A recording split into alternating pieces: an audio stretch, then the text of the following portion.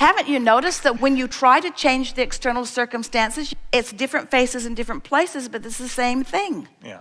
It's the same thing because your vibrational frequency didn't shift. So when you make effort from outside the vortex, all it does is practice that vibration more and bring you more of that. Now, the good news in that is that more of what you don't want puts more in your vortex. But friends, your vortexes have enough in them to keep you happy for 20 or 30 lifetimes. We know that everything that everyone wants, no matter what it is, a relationship or a pile of money or anything, the reason they want it is because they believe they will be happier in having it.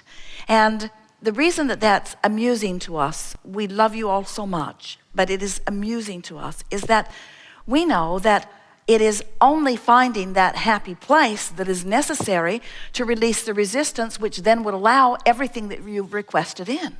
But people don't believe that. They don't believe that they can just be happy and good things will come. But it's because almost no one focuses in a consistent way on things that allow you a chronic, steady feeling of well-being and happiness, you see. So you're sort of in fits and starts. Sometimes you feel better than others, but you are, we love you very much, problem-oriented. And maybe another way of saying that, rather than problem-oriented, is reality-oriented. You are what is oriented. So let's start with where you began. What you virtually said to us is, I'm standing in a financial or fiscal place that is much less than that which I really want. And yet it has almost your undivided attention. So you can't help but perpetuate what is. So then along we come. We're so cocky and sassy, and we don't have any rent to pay. And we talk about this vibrational reality, and all you have to do is get happy when you've got this reality that you feel like you have to face. And we say, that's the problem. So much scrutiny and attention and facing of reality lets what is train your frequency. Where we want you to allow the vortex to train your frequency. But before the vortex can train your frequency, you got to get in the vortex. You got to know what it feels like when you're in there, and you got to milk it while you are in there, which means, and it's so funny, isn't it? Which means you got to just be happy.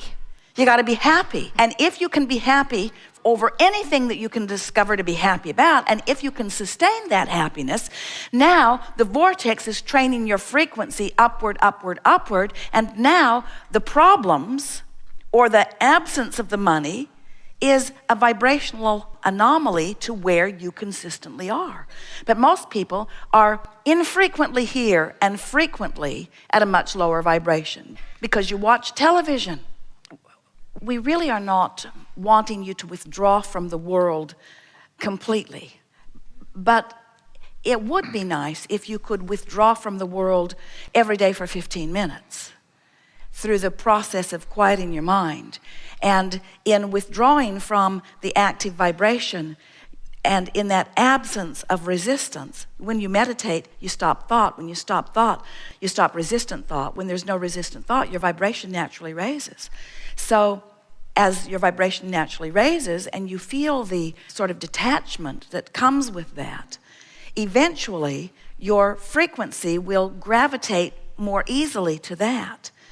Your vibration is where you last left it, you see. So when you meditate, you raise your vibration, and then you go back to your email, and the problem trains your vibrational frequency. And then you meditate, and your vibration goes back to where it belongs, and then you read a troubling email, and you train yourself back. But eventually, because this vortex truly is so much more dominant, eventually, as you allow the vortex to train your frequency to that higher, non-resistant place, what happens is then you begin to read those emails from a different vantage point. You begin to read them through the eyes of source. You begin to read them from the solution standpoint, not from the problem standpoint. And when you're looking at a problem from a position of clarity and stability, it doesn't look like a problem. It looks like a challenge. It looks like an opportunity.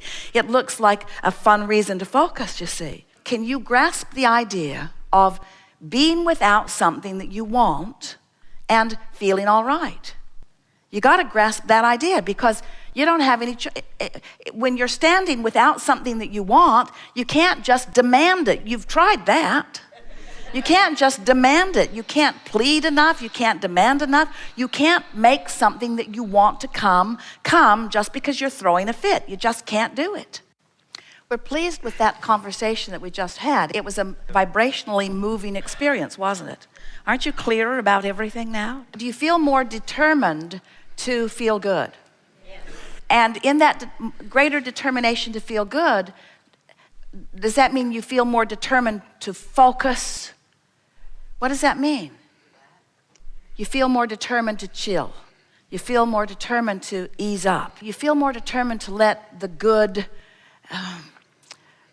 percolate and become more. In other words, it's not an effort thing.